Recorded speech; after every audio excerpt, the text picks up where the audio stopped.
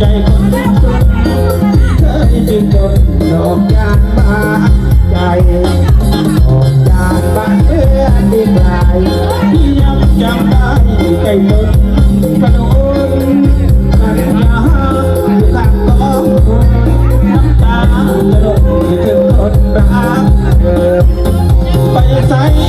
นอนน้องลาเจ้าบอกว่าสัญญาเติมดอกยางบานยางต้นเดิมที่เราเคยลืมจบท้ายสัมพันธ์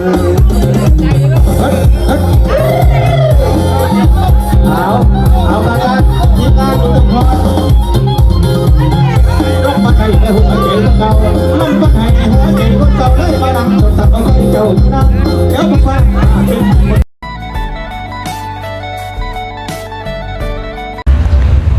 สบายดีปากซองเนาะหอดได้เด้อปากซองละหาน้ำเนาะ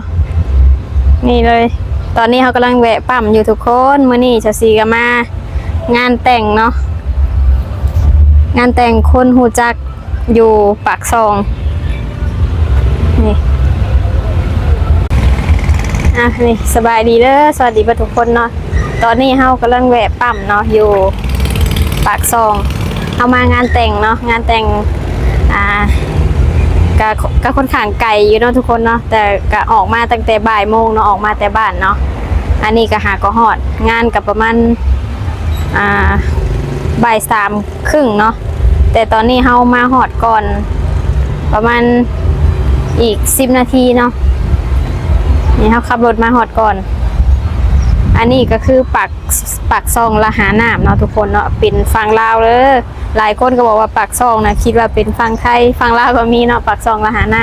ำป้าทุกคนปั๊มแต่ว่ามาทางนี้นั้นมีแต่บ้านหลังใหญ่ๆเนาะทุกคนเนาะเจริญกว่าเซโนอีกเนาะ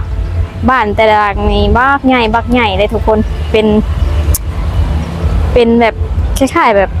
โคตรรวยหลายเนาะทุกคนนะฟังทางนี้นะเนาะนี่ตอนนี้เรากำลังรอให้หอดเวลาเนาะเวลาที่งานแต่งเริ่มนะทุกคนนี่เราก็ใส่ชุดธรรมดาเนาะเพราะว่าเราค่อนข้างมาไกลนะเราก็ใส่ชุดแบบแขนยาวแบบปกปิดเนี่ยเนาะปกติเขาไปงานแต่งเขาก็ใส่ชุดจังไรชุดไหมชุดล่าวอย่างสินะเนาะแต่ที่ใส่ชุดแบบธรรมดามาเนาะนี่เลยบางคนจังไรเขาก็เดินทางเขาไปงานแต่งเนี่ยเนาะนี่เดี๋ยววันนี้จะพาไปเบิ่งเดี๋ยวจะถ่ายให้เห็นผ่านๆเนาะงานแต่งฝั่งลาวงานแต่งทางนี้เนาะสาสีก็ยังบ่เคยมาจักเทื่อเนาะอันนี้ก็เป็นครั้งแรกเนาะมางานแต่งอยู่ปากซองละหาน้ำเนาะทุกคนเนาะบ่ฮู้ว่าเขาเจ้าจัดจังไดแต่ว่าก็น่าจะคือกันนั่นแหละแต่ว่าแตกต่างเท่าแบบอันจังไดนะความรู้ความแบบอันนี้นะทุกคนเนาะเดี๋ยวก็ไปเบิ่งน้ำกันเนาะทุกคนเนาะอันนี้ก็ฮอดเวลาแล้วเดี๋ยวเขาก็จะเข้าไปก่อนเนาะทุกคนเนาะ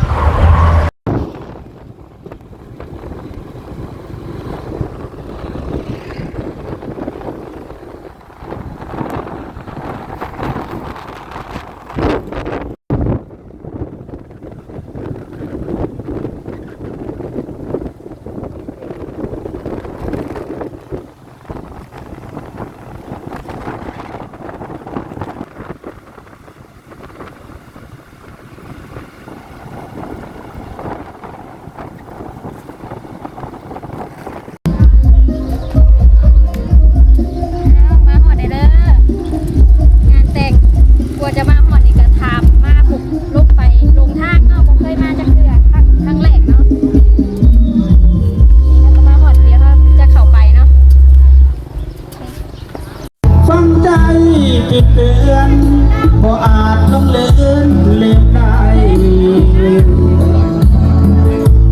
ยิ้มนั้นแน่ตรึงทราบซึ้งหรือไทยมีค่าความหมายไมตรีต่อกัน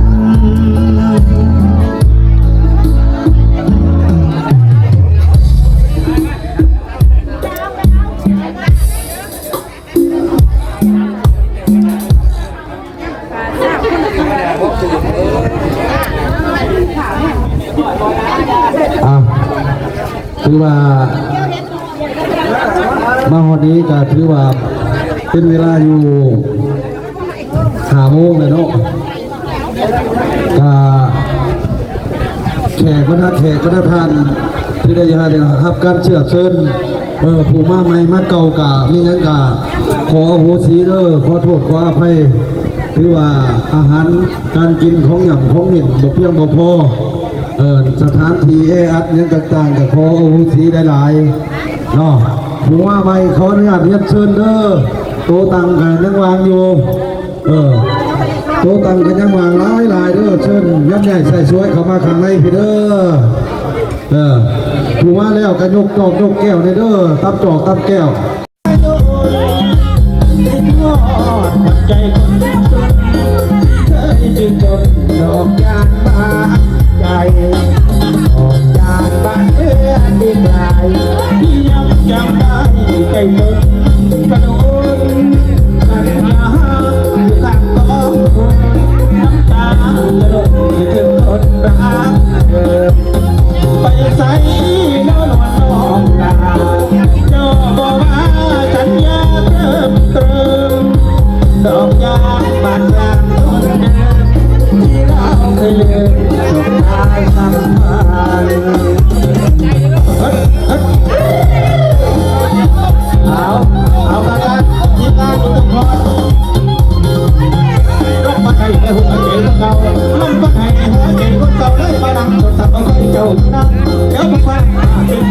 ฟังให้จับเจนเรียบร้อยแล้วพร้อมเนี่ยเรียนเชิญเด้อแต่ก็ได้ทานทุกทานเนาะ อันนี้เราก็จะกลับเลยเนาะเพราะว่ามันทำเลยเนาะเพราะว่าเรามาไกลเนาะอยู่เจโน่คนขังไกลเลยทุกคนอย่ามันคำเนาะแต่ว่าแขกก็ เอาจะขอเชียร์ มา ที่ เนาะ นั่น เพราะว่างานตอนแรกเลยทุกคน เซโน่เรา เราก็มาตั้งแต่บ่าย 3เนาะ3 โมง 4 โมงตอนนี้เราก็จะกลับแล้วเนาะ โต๊ะกับเจ๊ ไปกลับ